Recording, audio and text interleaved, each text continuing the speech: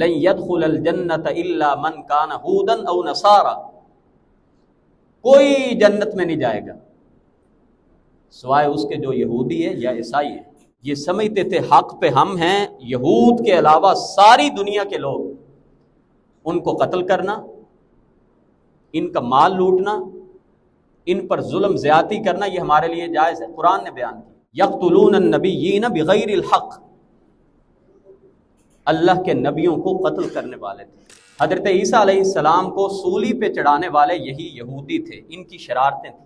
رسول کریم علیہ السلام نے مرض الموت میں فرمایا تھا، عائشہ آج مجھے اس زہر کی اتنی تکلیف ہو رہی ہے جو مجھے یہود نے کھانے میں کھلایا تھا، مجھے لگ رہا ہے کہ میری شہ رگ اس زہر کی وجہ سے کٹ رہی۔ آج مسلمان سارے وہ کام کر رہے ہیں جو یہودیوں نے پہلے کیے۔ اللہ مسلمانوں کو چھیتر پڑوا رہا ہے تو یہودیوں سے پڑوا رہا ہے۔ یہ صرف فلسطین اور غزہ میں ظلم نہیں ہو رہا، یہ پورے عالم اسلام کے منہ پہ زوردار تمانچے پڑ رہے ہیں۔ فلسطین میں ظلم ہو اور پاکستان کے رہنے والے مسلمان اس درد کو محسوس نہ کریں،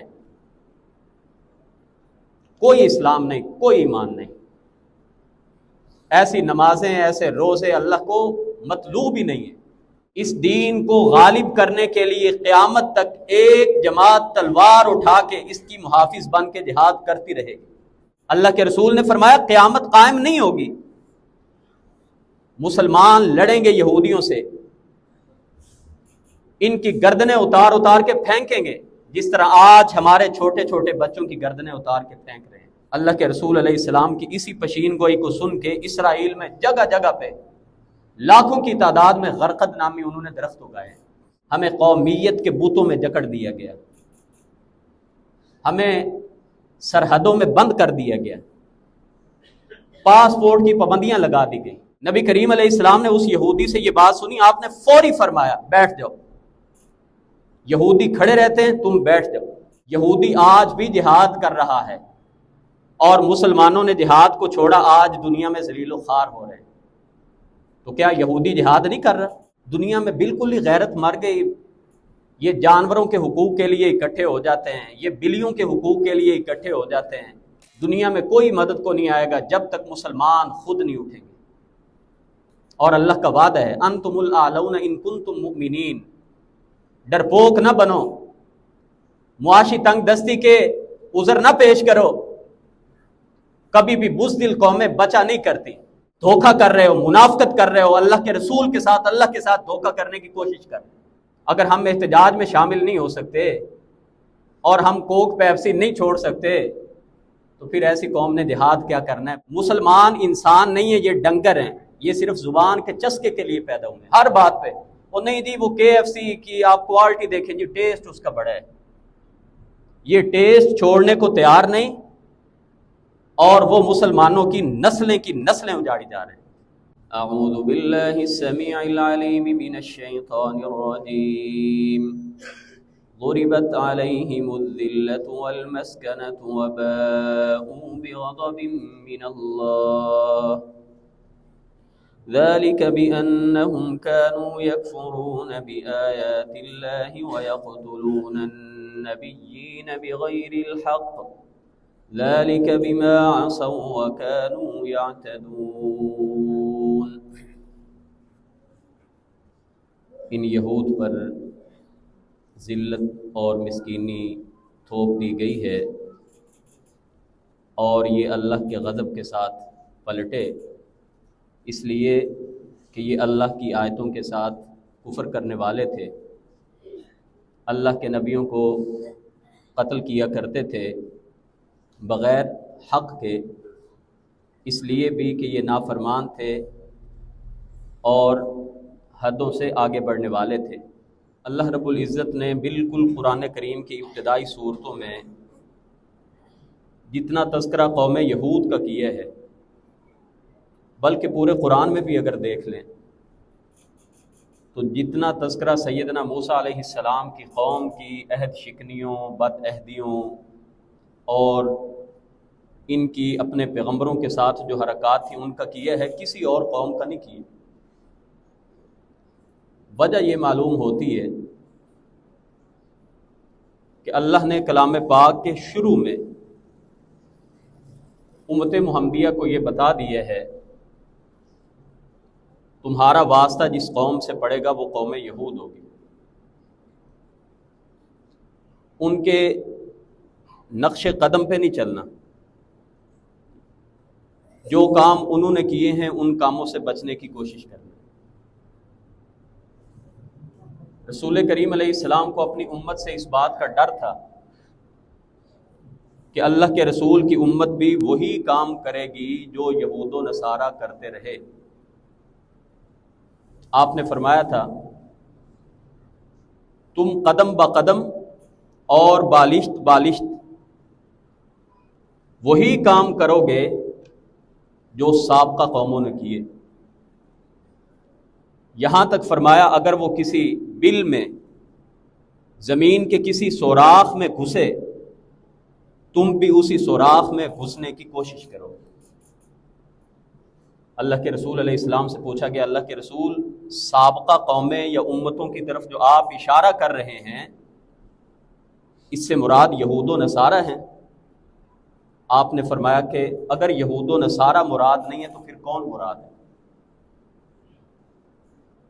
قرآن کریم میں اللہ رب العزت نے یہود و نصارہ کی اتنی زیادہ بد عہدیوں کا تذکرہ کی ہے، عہد شکنیوں کا تذکرہ کی ہے، اللہ کے نبیوں کے ساتھ جو کچھ کرتے رہے، خود اپنے پیغمبر جناب موسیٰ علیہ السلام کے ساتھ جو کچھ کرتے رہے، اتنی وعدہ شکن قوم، بے وفا، اللہ کی نافرمان اور شرک کرنے والی قوم۔ قرآن کریم میں ایک موقع پہ اللہ نے بیان کیا ہے جس وقت اللہ نے فرعون سے بنی اسرائیل کو نجات دے دی، دریا پار کر لیا، اللہ کا شکر ادا کرنے کی بجائے حضرت موسیٰ علیہ السلام سے کہنے لگے یا موسیٰ اجعل لنا الہا کما لہم آلہہ۔ ایک قوم کو دیکھا جو ایک بت کے ارد گرد شرک کر رہی تھی، تو کہنے لگے اے موسیٰ تو بھی ہمارے لیے اس جیسا ایک الہ بنا دے جس کی ہم عبادت کریں۔ قال انکم قوم تجہلون، فرمانے لگے حضرت موسیٰ علیہ السلام تم تو بدترین جاہل قوم۔ آگے آئے، اللہ نے حکم دیا موسیٰ علیہ السلام اپنی قوم سے کہیں ادخلوا الارض المقدسۃ التی کتب اللہ لکم، ارض مقدسہ ارض فلسطین میں داخل ہو جائیں اور قتال کرنا پڑے، لڑائی کرنی پڑے، اس ارض مقدسہ کو واپس لیں۔ ولا ترتدوا علی ادبارکم فتنقلبوا خاسرین، پیٹھ نہیں پھیرنی، دشمن سے ڈرنا نہیں ہے۔ قوم نے کہا یا موسیٰ ان فیہا قوما جبارین، اے موسیٰ بڑی ظالم بڑی جابر قوم یہاں پہ بستی ہے۔ وَإِنَّا لَن نَدْخُلَهَا حَتَّى يَخْرُجُوا، اے موسیٰ ہم تب تک اس بستی اس شہر میں داخل نہیں ہوں گے جب تک یہاں کے رہنے والے یہاں سے نکل نہ جائیں۔ فَاذْهَبْ أَنْتَ وَرَبُّكَ فَقَاتِلَا إِنَّا هَاهُنَا قَاعِدُونَ، اپنے پیغمبر سے کہنے لگے یہودی اے موسیٰ تو جا، تو اور تیرا رب جا کے لڑائی کر لو، ہم تو تیرے ساتھ لڑائی کرنے والے نہیں ہیں۔ حضرت موسیٰ علیہ السلام ان کی شرارتوں کی وجہ سے قرآن کہتا ہے فَإِنَّهَا مُحَرَّمَةٌ عَلَيْهِمْ 40 سَنَةً، ہم نے 40 سال تک ان پہ ارض فلسطین میں داخلہ حرام کر دیے۔ یتیہون فی الارض، یہ خانہ بدوشوں کی طرح زمین میں سرگرداں پھرتے رہے، کبھی اس علاقے میں کبھی اس علاقے میں۔ اسی دوران میں حضرت موسیٰ علیہ السلام اللہ کو پیارے ہو جاتے، یعنی اتنی بزدل اور ڈرپوک قوم ہے کہ حضرت موسیٰ سے کہنے لگے آپ جا کے لڑیں، ہم تو تمہارے ساتھ لڑنے والے نہیں ہیں۔ حضرت موسیٰ علیہ السلام اللہ رب العزت کی بارگاہ میں شریعت لینے گئے، واپس آئے تو دیکھا کہ سامری جادوگر نے ایک بچڑا بنا کے دے دیے، میری قوم عبادت کر رہی ہے۔ حضرت ہارون علیہ السلام نے ان کو روکا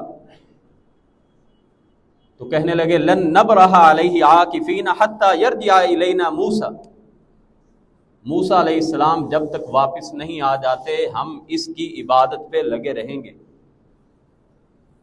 پہلے سپارے میں اللہ نے یہ بھی بیان کیا۔ پھر قوم یہود کو اس بات کا تذکرہ ہوا، تمہاری توبہ قبول ہونے کی ایک ہی شرط ہے، فَاقْتُلُوا أَنفُسَكُمْ، اپنے آپ کو مار ڈالو، خودکشی کر لو۔ تفسیروں میں ملتا ہے 70,000 قوم موسیٰ کے افراد نے خودکشی کی تو اللہ نے ان کی توبہ کو قبول کی۔ ایسی عجیب و غریب قوم، حضرت موسیٰ علیہ السلام نے جب ان کو ایمان کی دعوت دی تو کہنے لگے لن نؤمن لک حتی نری اللہ جہرا، موسیٰ تیرے اوپر کبھی ایمان نہیں لائیں گے جب تک کہ اللہ کو اپنے سامنے نہ دیکھیں۔ اس سے بڑی بھی کوئی تکلیف ایک پیغمبر کے لیے ہو سکتی؟ ایسی عجیب قوم حضرت موسیٰ علیہ السلام پر نعوذ باللہ نامرد ہونے کا الزام لگانے والے، اور قرآن کہتا ہے اپنے پیغمبر کے ساتھ تو ان کا یہ معاملہ تھا ہی، ہر دور کے پیغمبروں کے ساتھ ان کا یہی معاملہ رہا۔ یقتلون النبیین بغیر الحق، اللہ کے نبیوں کو قتل کرنے والے تھے۔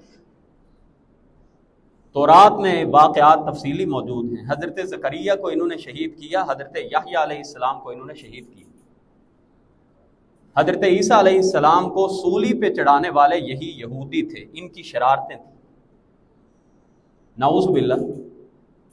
حضرت عیسیٰ علیہ السلام کو والد الزنا کہتے تھے، نعوذ باللہ، کہ بدکاری سے یہ بچہ پیدا ہوا ہے۔ یہ یہودیوں کی آپ ستم ظریفی کا اندازہ لگاتے تھے۔ ہر دور میں، یہاں تک رسول کریم علیہ السلام کے دور میں، اللہ کے رسول علیہ السلام کے پاس جب بھی آتے ہیں ہے بزدل قوم، سامنے نہیں آتی، یہ منافق قوم کی بہت بڑی نشانی ہے۔ اللہ کے رسول کی خدمت میں آتے، آپ کو یوں لگے کہ ہم السلام علیکم کہہ رہے ہیں، لیکن کیا کہہ دیتے؟ السلام علیکم، اللہ کرے کہ تم ہلاک ہو جاؤ، نعوذ باللہ۔ نبی کریم علیہ السلام کے لیے بد دعا بھیجتے تھے، اللہ کے رسول جواباً فرماتے وعلیکم، جو بد دعا تم نے کی یہ تمہارے اوپر ہی پلٹ۔ اور پھر کبھی آتے اور آ کے کہتے رائنا، رائنا کا معنی ہے جناب ہماری طرف بھی توجہ کیجیے، ہماری کچھ رعایت کیجیے۔ قرآن کہتا ہے لیم بِأَلْسِنَتِهِمْ، رائنا کہتے ہوئے اپنی زبانوں کو تھوڑا سا نرم کر دیتے۔ نبی کریم علیہ السلام کو لگے کہ آپ کو پکار رہے ہیں لا رائنا کہہ کے، لیکن کہتے کیا تھے؟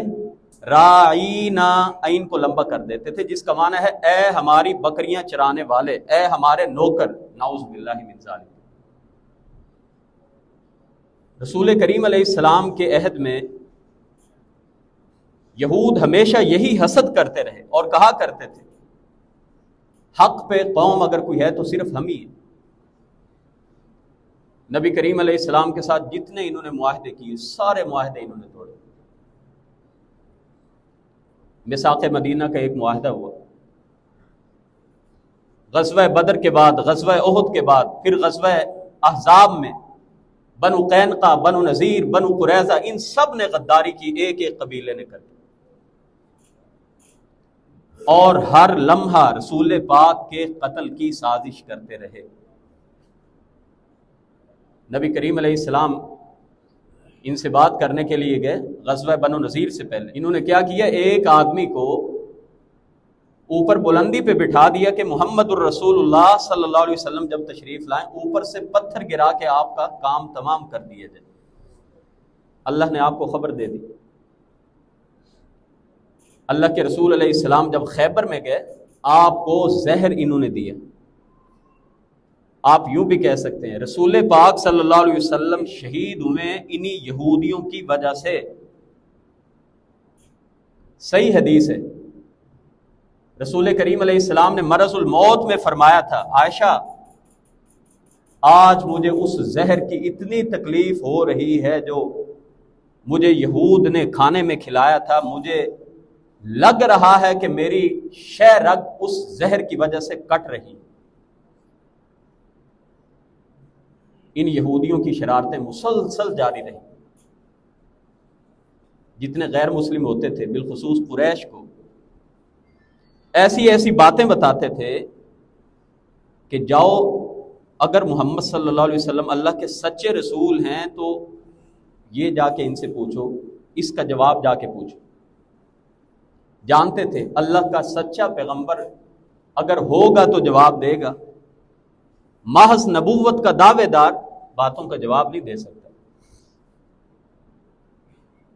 روح کے بارے میں سوال جو پوچھا گیا تھا، ان یہودیوں نے سکھایا تھا کہ محمد صلی اللہ علیہ وسلم سے جا کے یہ سوال پوچھو۔ اصحاب کہف کے بارے میں جو سوال پوچھوایا تھا، ان یہودیوں نے تیار کیا تھا۔ بنی اسرائیل جو فلسطین کے رہنے والے تھے، یہ مصر میں کیسے پہنچے، فرعون کی غلامی کی زندگی میں کیسے چلے گئے؟ جب موسیٰ علیہ السلام نے بنی اسرائیل کو نکالا، سوال پوچھا گیا یہ بتائیں کہ بنی اسرائیل تو فلسطین میں رہنے والے تھے، یہ مصر میں کیسے پہنچے؟ یہ سارے سوال یہودیوں نے سکھا کے بھیجے تھے۔ صرف ایک مقصد تھا، نعوذ باللہ یہ ثابت کیا جائے کہ محمد الرسول اللہ صلی اللہ علیہ وسلم اللہ کے سچے نبی نہیں، اور شرارت کی وجہ صرف ایک تھی، یہ دعویٰ کیا کرتے تھے حق پہ صرف ہم ہی ہیں، باقی سبھی باطل پہ ہیں۔ یہ ان کا دعویٰ قرآن میں بیان ہوا ہے، کہا کرتے تھے لن يدخل الجنت الا من كان هودا او نصارى، کوئی جنت میں نہیں جائے گا سوائے اس کے جو یہودی ہے یا عیسائی ہے۔ اللہ نے کہا تلک امانیہم، ان جھوٹوں کی بکواسات ہیں، قل ہاتوا برہانکم ان کنتم صادقین، اپنے اس دعوے میں سچے ہو کوئی دلیل لے کے آؤ۔ کبھی کہا کرتے تھے وقالوا لن تمسنا النار الا ایاما معدودہ، ہم تو دوزخ میں جائیں گے ہی نہیں، ہاں اگر گئے بھی تو بس آگ ہمیں تھوڑی سی چھوئے گی پھر دوزخ سے نکال لیے جائیں گے۔ تو یہ ان کے مختلف نظریات تھے، اسی لیے یہ سمجھتے تھے حق پہ ہم ہیں، یہود کے علاوہ ساری دنیا کے لوگ، ان کو قتل کرنا، ان کا مال لوٹنا، ان پر ظلم زیادتی کرنا یہ ہمارے لیے جائز ہے۔ قرآن نے بیان کیا، کہا کرتے تھے لیس علینا فی الامیین سبیل، ان پڑھوں کے اوپر ہم جو مرضی ظلم زیادتی کرتے رہیں ہماری گرفت نہیں ہوگی۔ اس یہود کا یہ تصور اور نظریہ تھا دنیا کے غیر یہود کے بارے میں، اس لیے ہمیں دکھائی دیتا ہے ہر دور میں ان کو نشان عبرت بنایا جاتا رہا۔ ہر دور میں نبی کریم علیہ السلام کی بعثت سے پہلے بھی، یہاں تک حضرت عیسیٰ علیہ السلام کی بعثت سے پہلے بھی، ہر دور میں، اور ذلیل و خوار کیوں نہ ہو، اللہ نے وعدہ کیا ضربت علیہم الذلۃ والمسکنۃ، ذلت اور مسکینی ان پہ تھوپ دی گئی ہے۔ اللہ کا غضب، اللہ کا غضب جس طرح قوم موسیٰ پہ، یہودیوں پہ ہوا ہے، کسی اور قوم پہ نہیں ہوا، جو سابقہ امتیں تھیں جن کو اللہ نے تباہ کر دیا، ان کا تو معاملہ ہی صاف ہو گیا۔ جن کو اللہ نے باقی زندہ رکھا، ان میں سے یہود کا جو انجام اللہ نے کیا، سورہ بقرہ میں اللہ نے بتایا کبھی اللہ نے ان کے ایک گروہ کو بندر بنایا، کونوا قردۃ خاسئین، اپنی من مانی کے مطابق مسلوں کو بدل لیتے تھے۔ اللہ نے کہا ہفتے کے دن شکار نہیں کرنا مچھلی کا، 6 دن جو مرضی کھاؤ پیو، شکار کرو، معاملات کرو، اجازت ہے۔ جمعے کے دن جاتے شکار پھینکتے اور اتوار کو جا کے نکال لیتے۔ اللہ نے کیا کیا؟ اللہ نے کہا کونوا قردۃ خاسئین، سبھی کے سبھی ذلیل و خوار بندر بن جاؤ جو یہ کام کر رہے تھے۔ اور سورہ اعراف میں اللہ نے اسی واقعہ کو اور تفصیل سے بیان کیا۔ 3 گروہ تھے، ایک گروہ مچھلیاں پکڑنے والا، اللہ نے ان کو بھی بندر بنایا۔ ایک گروہ جو ان کو منع نہیں کر رہا تھا، اللہ نے ان کو بھی بندر بنایا۔ اور بچے صرف وہ لوگ جو ان کو منع کر رہے تھے۔ ان تمام واقعات کو سن کے ہمیں اپنا جائزہ بھی لینا چاہیے کہ اگر اصحاب السبت کو، جن کو بندر بنایا گیا، صرف مچھلی پکڑنے والوں کو بندر نہیں بنایا گیا، جو منع نہیں کر رہے تھے، گونگے شیطان بنے ہوئے تھے، ان کو بھی بندر بنایا گیا۔ اور یاد رکھیں اللہ کے اصول قیامت تک ایک جیسے۔ مسلمانوں کو آج ان ذلیل یہودیوں سے مار پڑ رہی ہے تو اس کی کوئی اور وجہ نہیں ہے۔ آج مسلمان سارے وہ کام کر رہے ہیں جو یہودیوں نے پہلے کیے، اور اللہ مسلمانوں کو چھتر پڑوا رہا ہے تو یہودیوں سے پڑوا رہا ہے۔ یہ صرف فلسطین اور غزہ میں ظلم نہیں ہو رہا، یہ پورے عالم اسلام کے منہ پہ زوردار تمانچے پڑ رہے ہیں۔ ہم کس بلے کھیلے؟ ہم کیا سمجھتے ہیں کہ یہ صرف فلسطین پہ ظلم ہو رہا ہے؟ یہ کسی قوم پہ ظلم نہیں ہو رہا، یہ امت محمد پہ ظلم ہو رہا ہے۔ اور اللہ کے رسول نے فرمایا تھا مومن وہ ہے اس کے جسم کے ایک عضو پہ کوئی تکلیف پہنچے، جس طرح پورا وجود اس تکلیف اور الم کو محسوس کرتا ہے۔ عالم اسلام کی مثال ایسی ہے، فلسطین میں ظلم ہو اور پاکستان کے رہنے والے مسلمان اس درد کو محسوس نہ کریں، کوئی اسلام نہیں، کوئی ایمان نہیں۔ ایسی نمازیں، ایسے روزے اللہ کو مطلوب ہی نہیں ہے۔ اللہ نے جب بھی تقاضا کیا ہے، اقامت دین کا تقاضا کیا ہے، محض یہ نہیں کہا نماز پڑھو اور چھٹی کرو۔ اقیم الصلاۃ، نماز کو اس کے تمام آداب، ضوابط، شرائط کے ساتھ ادا کرو۔ صرف یہ نہیں کہا کہ مذہب اور شریعت کو لے کے چلو، بلکہ جب بھی تقاضا کیا کہا اقامت دین پہ، دین کو قائم کرو، کوشش کرو۔ جتنی ہمت طاقت ہے اتنی کوشش ہوگی، اس سے زیادہ تو کوشش بندہ کر نہیں سکتا۔ میں تو حیران ہوتا ہوں اس وقت اگر اپنے دین پہ صحیح معنوں میں کوئی قوم عمل کر رہی ہے تو وہ یہودی ہے، اپنے دین پہ۔ مسلمانوں کی حالت تو یہ ہے کہ رمضان ختم ہوا اور عید کے دن ہی مسجدیں ویران تھیں۔ کیا رمضان اس لیے روزے اللہ نے فرض کیے تھے کہ اللہ کے ساتھ دھوکہ کریں؟ ایک مہینہ مسجدیں بڑی آباد اور نوافل بھی اور جناب تسبیحات بھی، صدقہ خیرات بھی، کیا اللہ کا صرف یہ مطلب؟ جو یہودیوں نے اللہ کے احکامات کے ساتھ کیا، آج تمام کی تمام معاملات اور باتوں میں دیکھ لیں مسلمان بھی وہی کر رہے ہیں۔ اللہ ہماری اصلاح فرمائے۔ سورہ بقرہ میں اللہ نے یہود کی ذلت اور تباہی کی ایک وجہ بیان کی، افتؤمنون ببعض الکتاب وتکفرون ببعض، تم اپنی کتاب کے ایک حصے پر ایمان لاتے ہو اور کتاب کے ایک حصے کا انکار کرتے ہو۔ کیا مطلب ہے؟ کچھ باتوں کو مان لیتے ہو اور کچھ باتوں کو نہیں مانتے۔ کیا آج میں اور آپ بھی یہ کچھ نہیں کر رہے؟ تو اللہ نے فرمایا جو بھی قوم ایسا کام کرے گی فما جزاء من یفعل ذلک منکم، تم میں سے جو بھی یہ کام کرے گا من پسند کی باتوں کو لے کے، جہاں پہ چلنا تھوڑا سا مشکل ہے اس کو چھوڑ دو گے، جو بھی یہ کام کرے گا خزی فی الحیات الدنیا، اللہ عرش کی بلندیوں سے اعلان کر رہے ہیں دنیا میں رسوا کر کے چھوڑوں گا۔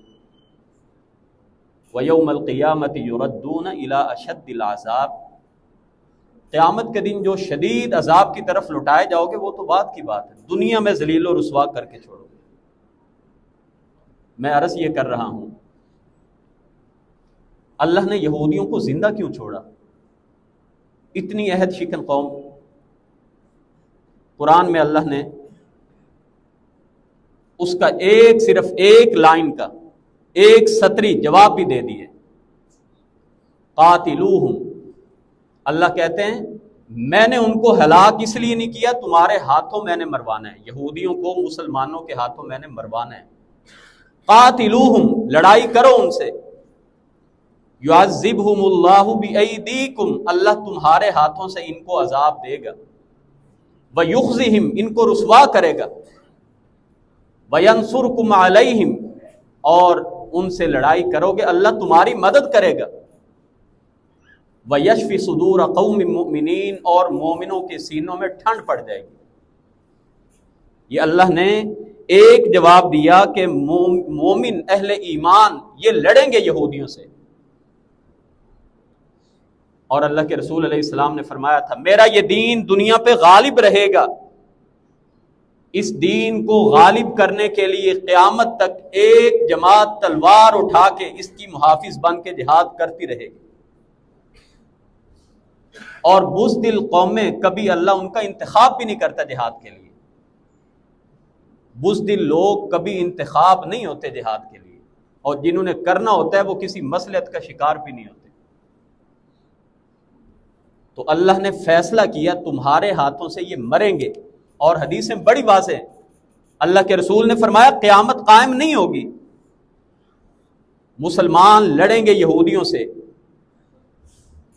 ان کی گردنیں اتار اتار کے پھینکیں گے، جس طرح آج ہمارے چھوٹے چھوٹے بچوں کی گردنیں اتار کے پھینک رہے ہیں۔ اور اللہ کے رسول نے فرمایا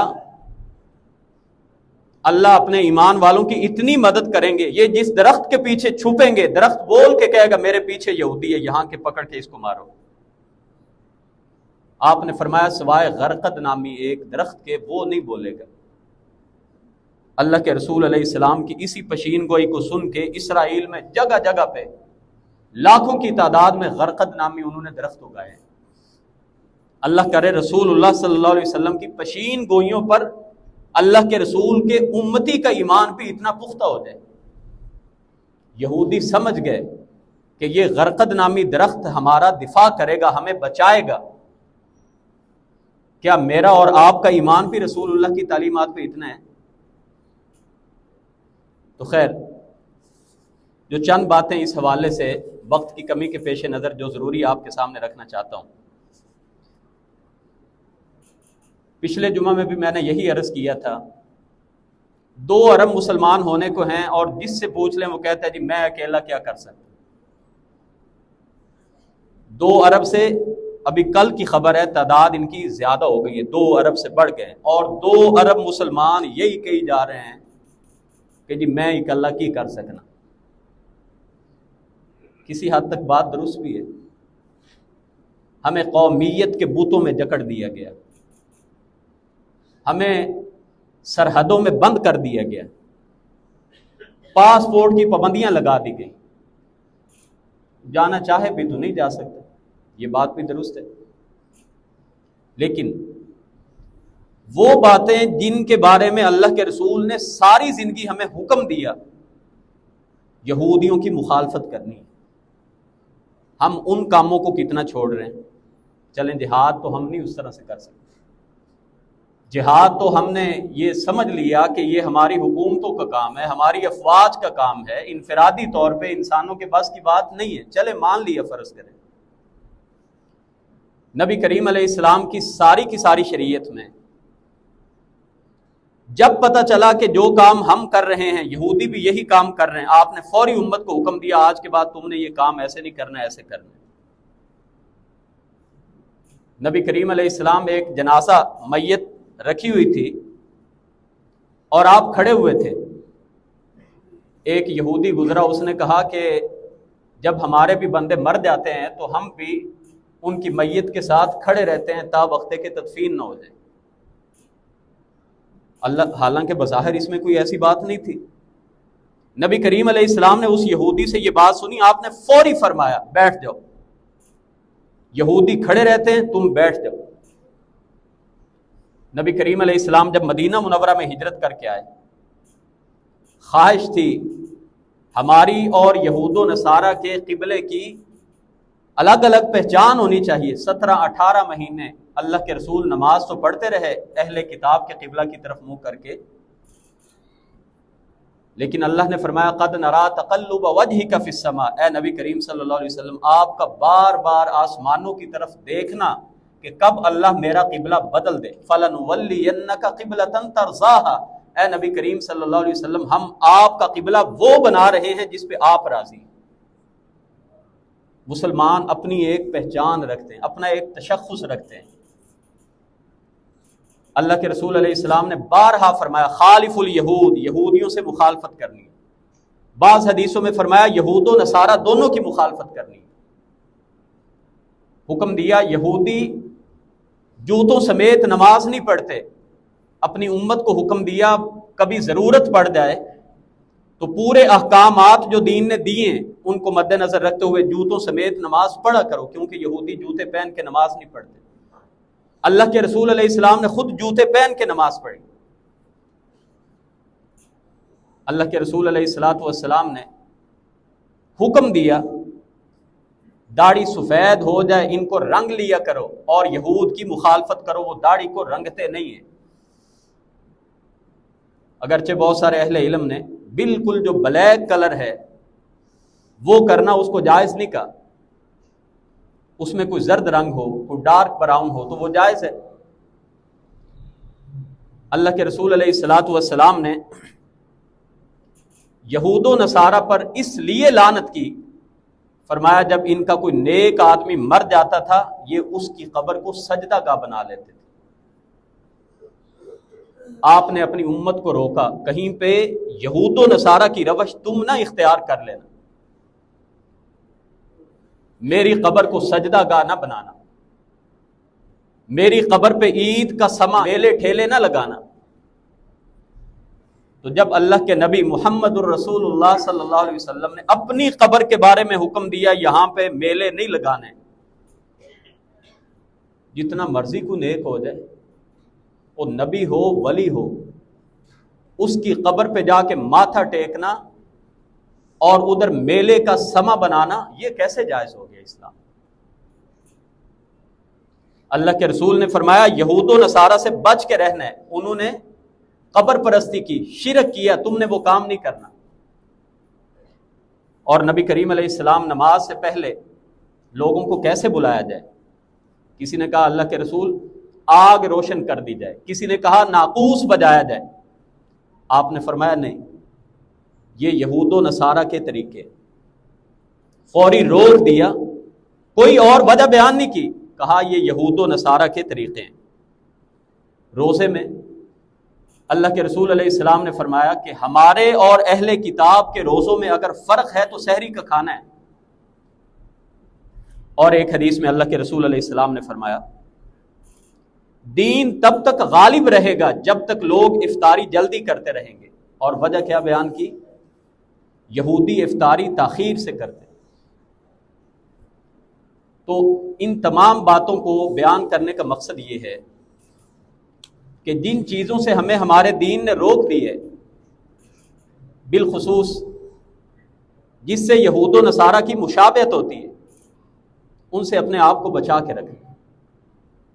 یہاں تک تہذیب و تمدن میں بھی, لباس میں بھی, وضع میں بھی ایک مسلمان کی پہچان دور سے پتہ چلے یہ مسلمان ہے.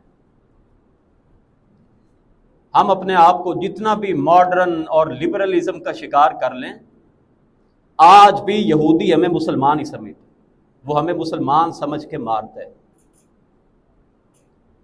اس کو اس بات کی کوئی پرواہ نہیں, یہ پورا سورہ مسلمان ہے, یہ ہفتے بعد کا مسلمان ہے, بس جمعے کے دن مسجد میں جاتا ہے یا سال کے بعد مسجد کا جا کے منہ تکتا ہے, اس کو اس بات کی کوئی پرواہ نہیں. اور آج بھی مسلمان کو مارنے دبانے کے لیے وہ اپنا سرمایہ بھی خرچ کرتا ہے. اور مسلمان ان چکروں میں پڑے ہیں، جہاد کا نام لیں گے تو ہمارا فیس بک پیج بین ہو جائے گا۔ یہاں تک مسلمان ملکوں میں مسلمان جہاد پر بات نہیں کر سکتے، ڈر ہے کس بات کا کہ ہمارے ملک کی ایجنسی ہمیں پکڑ کے نہ لے جائے۔ یہودی آج بھی جہاد کر رہا ہے اور مسلمانوں نے جہاد کو چھوڑا، آج دنیا میں ذلیل و خوار ہو رہے ہیں۔ تو کیا یہودی جہاد نہیں کر رہا؟ اپنے دین کے مطابق جو ان کا ایک فکر اور جو ان کی سوچ ہے اس کے مطابق وہ اس کو بہترین جہاد سمجھتے ہیں، مسلمان کو مارنا، اور مسلمانوں کو مارنے کے لیے وہ سارے اکٹھے ہیں۔ دنیا کا سب سے بڑا پاگل شیطان ٹرمپ دنیا میں بالکل ہی غیرت مر گئی، یہ جانوروں کے حقوق کے لیے اکٹھے ہو جاتے ہیں، یہ بلیوں کے حقوق کے لیے اکٹھے ہو جاتے ہیں، اور پوری دنیا کو خاص کر مسلمانوں کو دکھا رہے ہیں۔ امریکہ کا صدر اپنی کرسی چھوڑ کے نیتن یاہو شیطان کو کہتا ہے کہ یہاں کے آ کے بیٹھو۔ کس سے توقع لگائیں گے؟ دنیا میں کوئی مدد کو نہیں آئے گا جب تک مسلمان خود نہیں اٹھیں گے، اور اللہ کا وعدہ ہے انتم الاعلون ان کنتم مؤمنین، ڈرپوک نہ بنو، معاشی تنگ دستی کے عذر نہ پیش کرو، کبھی بھی بزدل قومیں بچا نہیں کرتی۔ اسلام اور مسلمان اگر آج تک عزت کے ساتھ اپنے وجود کو قائم رکھ سکے تو اس کی ایک وجہ ہے کہ ہر دشمن سے بچاؤ کرنے کے لیے تلوار کو انہوں نے اپنے ہاتھ میں تھام کے رکھے، امن امن کی باشا لگانے والے۔ تو جہاد یہ مسلمان جب تک نہیں کریں گے، نہ غزہ کا حل نکلے گا، نہ فلسطین کا حل نکلے گا، نہ کشمیر کا حل نکلے گا، نہ شام کا حل نکلے گا۔ جیسے بھی تھے، میں اس بات کی طرف نہیں جاتا، دنیا کی تاریخ ہمارے سامنے، افغانستان میں کتنے سال اربوں ڈالر لگا کے دوڑ کے بھاگے یہاں سے، اس سے پہلے رشیا کا کیا حال ہوا۔ لیکن بہرحال ہم دعا کرتے ہیں کہ اللہ مسلمانوں میں غیرت پیدا کر دے۔ ہم کیا کر سکتے ہیں؟ ہم کیا کر سکتے ہیں؟ میں نے ابتدا میں کہا ہمارا ایک جواب ہے جی میں کی کراں جی، ہم بھی بہت کچھ کر سکتے ہیں۔ سب سے پہلی بات، یہود و نصارہ ہمارے دشمن ہیں، اللہ کے رسول علیہ السلام نے ہر بات میں کہا ان سے مخالفت کرنی ہے۔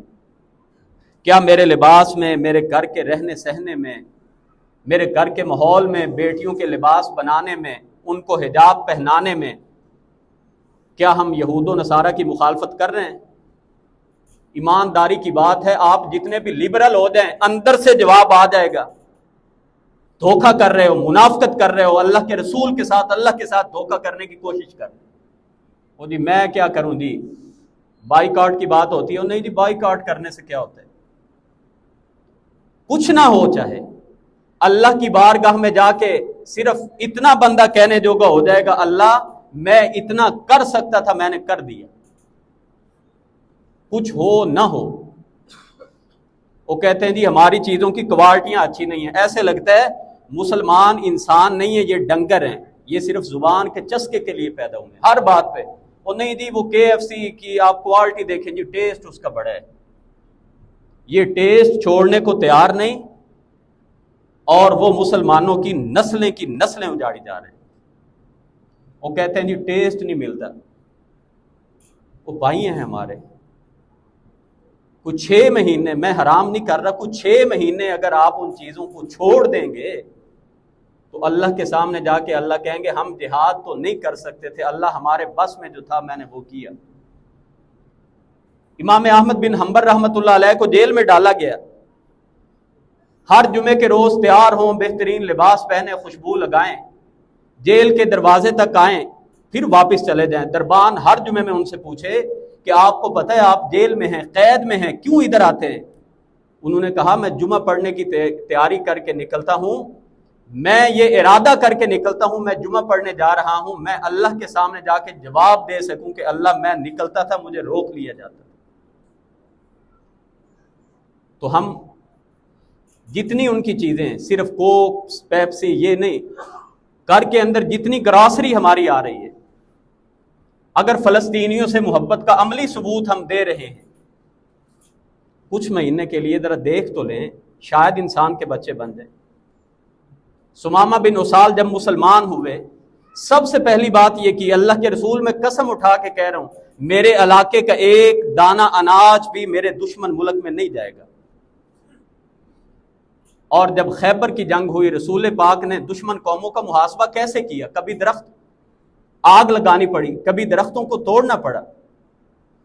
غزوہ بدر کے موقع پہ نبی پاک نے ان کا کیسے زور اور طاقت کو کم کیا؟ آپ نے معاشی پالیسی اپنائی تھی، جو تجارت کی غرض سے قافلے جا رہے تھے ان کا راستہ روکا جائے، ان کو کمزور کیا جائے۔ تو آج ہمارا دشمن یہودی ہے، آج ہمارا دشمن عیسائی ہے، یہ دونوں مسلمانوں کو دبانے کے لیے ایک ہیں۔ اللہ سے دعا ہے کہ اللہ تعالیٰ مسلمانوں میں وہ اتحاد اتفاق پیدا کر دے۔